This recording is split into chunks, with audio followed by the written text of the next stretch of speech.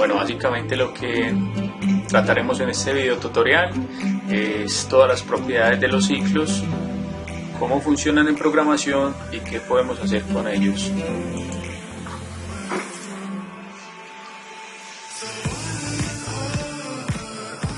Un ciclo básicamente son sentencias que se utilizan para ejecutar una o varias instrucciones de forma repetitiva cuando sea necesario. Es decir, podemos programar que cada instrucción pueda ser ejecutada un número determinado de veces para no saturar el bucle, para no saturar la programación. Los tipos de ciclos en programación. Uno de los bucles más utilizados en la programación gracias a su estructura, ya que puede determinar el número de repeticiones a realizar. Además, es necesario conocer dicho valor para su uso. El mismo está compuesto por 4 parámetros. Variables de inicio del ciclo es donde se comenzará a ejecutar. La condición o límite del ciclo sirve como determinante para la continuidad o finalización del ciclo. Solo se repite en caso de que la condición sea verdadera. Modificador. Se encargará de modificar la variable cuando sea necesario. Y el cuerpo, donde se añaden las instrucciones a repetir, pudiendo ser una o varias.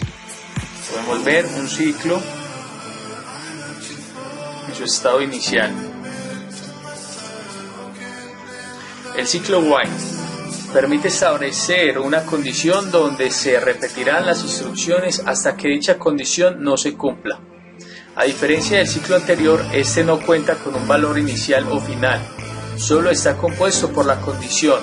Sin embargo, es necesario añadir una sentencia que finalice el ciclo. Este bucle se utiliza cuando se desea repetir ciertas instrucciones un número determinado de veces hasta que no se cumpla la condición. Podemos ver cómo la condición de finalización, por ejemplo, un número del 1 al 100, y el bloque de instrucciones seguiría.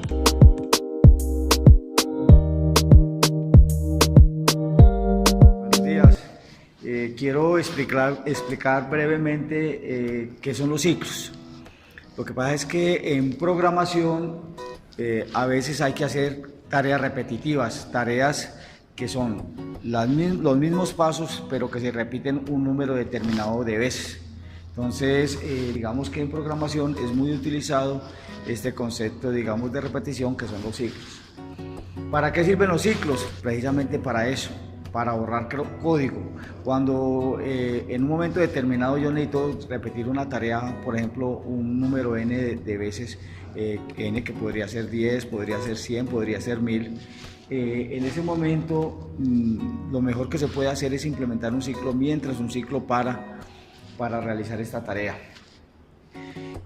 ¿Cómo se implementa? Por ejemplo, la identificación, tengo el nombre, tengo por ejemplo el salario, digamos que yo lo podría manejar de esta manera, pero ¿qué sucede si yo necesito no leer la información de una persona, sino digamos de n igual a 10? En ese caso, mire que si yo lo voy a hacer, me tocaría estas instrucciones repetirlas 10 veces. Pero si yo implemento, por ejemplo, un ciclo para y digo que la J comienza en 1, va hasta 10 con incrementos de 1 y aquí le pongo el fin para, lo que iba a gastarme en instrucciones, en este caso tan sencillo, 10 líneas, acá solamente lo estoy haciendo entre líneas y quiero que vean que estoy contando con un número pequeño de repeticiones. Se pueden ustedes imaginar donde esto no fueran una sola instrucción, sino que fueran 10 instrucciones para 100 personas. Entonces el gasto en líneas en este caso sería ¿cuánto? Serían 1000 líneas, mientras que con un ciclo para serían las mismas 3 pero digamos sería de esta manera, ¿cierto? Implicaría trabajar 100 instrucciones más las 3 que me estoy gastando, serían solamente 103. Mire que es más o menos una diferencia, digamos, del 10% de lo que se está utilizando ciclos, mientras que si no lo utilizo se me multiplica tanto el tiempo como el desempeño de los programas. Vamos a mirar un ejercicio sencillo, digamos, de ciclo para. De todas maneras es bueno aclarar que el ciclo principal es el ciclo mientras. El para es, digamos, es un caso especial del ciclo mientras, pero es el ciclo más fácil porque es un ciclo que se incrementa automáticamente. Para eso voy a tomar un ejercicio que se llama, dice hacer un algoritmo que lee un número n de registros. Cada registro tiene un código de producto, número de unidades vendidas y el valor unitario. Lo que se debe imprimir es el total de la venta. Como se puede ver, eso simplemente es un ejercicio fácil, corto, pero es muy típico de los que uno normalmente explica en clase. Para esto se tienen que tomar los datos de entrada. Los datos de entrada son los que el ejercicio necesita para poderse realizar. En este caso, los datos de entrada son 3. N, que sería la cantidad de registros, el código del producto, que lo voy a nombrar de esta manera. Tengo el número de unidades y el valor unitario. Los datos de salida. Los datos de salida serían el valor total de la venta. ¿Cómo se puede hacer entonces el ejercicio? Digamos que ahí falta la parte de la operación, pero la voy a hacer directamente aquí en el algoritmo. Le digo inicie. Obviamente que antes de imprimir, antes de la operación, yo debo ingresar los datos de entrada. Los datos de entrada son los que yo dije que eran AE, o sea, el N para saber cuál es la cantidad, digamos, de registros que voy a trabajar.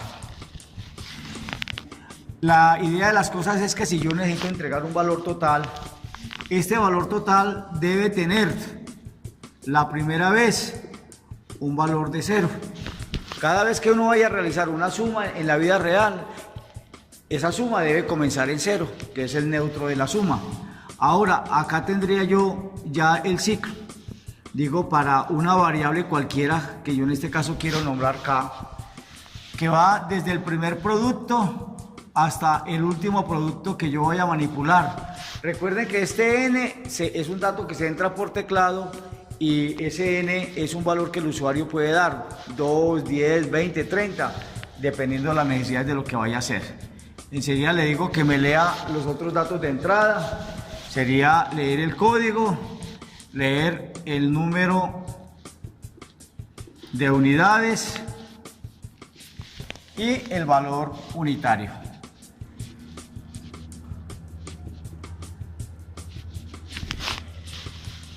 Para hacer más fácil la comprensión, voy a decir que el valor por producto sería igual a ¿cuánto? Sería igual al número de unidades, esto multiplicado por el valor unitario. Esto es lo de un solo producto.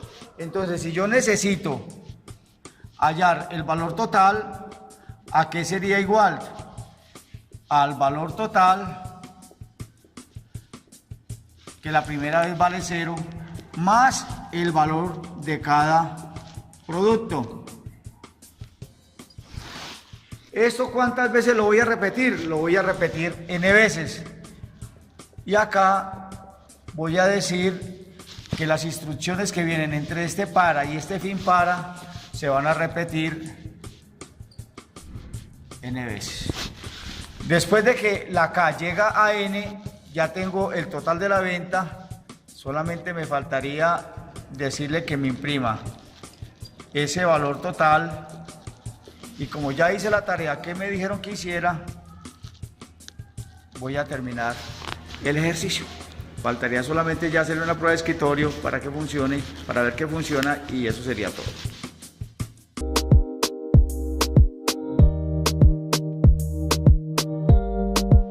Buenas tardes a todos, mi nombre es Cristian Rendón, fui egresado de la Universidad Católica Luis Amigó, precisamente el año pasado. El objetivo de este pequeño tutorial es comentarle acerca de los ciclos en el desarrollo de software que estamos actualmente en el mercado. He tenido 3 experiencias laborales, 2 de ellas en desarrollo de software. ¿Y qué les puedo contar de los ciclos? Pues básicamente lo que se van a encontrar. Cuando usted está en la universidad vas a abarcar un montón de temas, matrices, estructura de datos, pilas, colas y un montón de temas.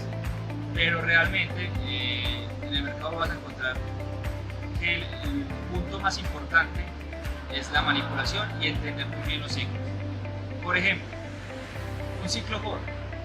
Sabemos qué hace el ciclo for, pero ¿para qué se utiliza el desarrollo de software? Se usa mucho para recorrer una lista o una colección que tenga alojados objetos y esos objetos nos traigan una información. El ciclo while también nos permite recorrer una serie de elementos y mostrar un resultado. Por ejemplo, se utiliza mucho en las bases de datos. Cuando haces una consulta y vas a retornar una lista de datos, sea por ID o sea una lista en general, el web se utiliza para recorrer cada una de las tablas virtuales que se almacenan en el resource. Allí se van recorriendo una por una y se van almacenando un objeto, y este después va a retornar al controlador, en donde él va a través de un ciclo for recorrer toda esa lista y mostrarlo posteriormente en la vista, en el JSP o en el ASF o en lo que vayan a utilizar. Entonces básicamente si miramos el tema de los ciclos, es algo que se usa prácticamente todos los días, 7/24. Ahora, los switch o los casos, para mí es como un tema de organización, utilizarlos mucho. Sabemos que es un montón de opciones posibles que el programa puede escoger de acuerdo a la regla que usted en este momento está validando. Vamos a hacer el ejercicio. Si yo en este momento voy a hacer un CRUD y voy a insertar un nuevo registro, pues ¿qué hago? En el formulario apunto hacia el controlador y en el controlador pues busco un nombre asociado a insertar nueva información en el formulario. Es insertar, está dentro del case o del switch. Cuando me llega ese caso, insertar nuevo archivo, nuevo registro, entonces me va a redirigir a un método. Si vamos a modificar, nuevamente volvemos al formulario, dice modificar, apunta el caso y busca la palabra modificar. Cuando modificas, él te va a mandar a un método y así sucesivamente. Entonces todo lo que les he dicho es básicamente lo que ustedes se van a encontrar en el mercado.